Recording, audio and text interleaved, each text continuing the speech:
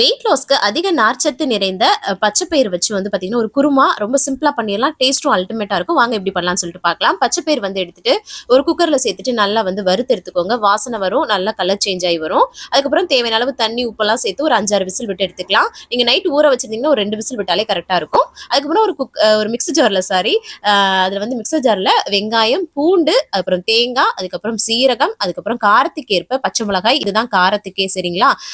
வெங்காயம் வந்து சின்ன வெங்காயம் கூட நீங்க வந்து ஆட் பண்ணிக்கலாம். இந்த அளவுக்கு மலர்ந்து வெந்து வரணும் பயறு. அப்பதான் டேஸ்ட் ரொம்ப நல்லாருக்கும்.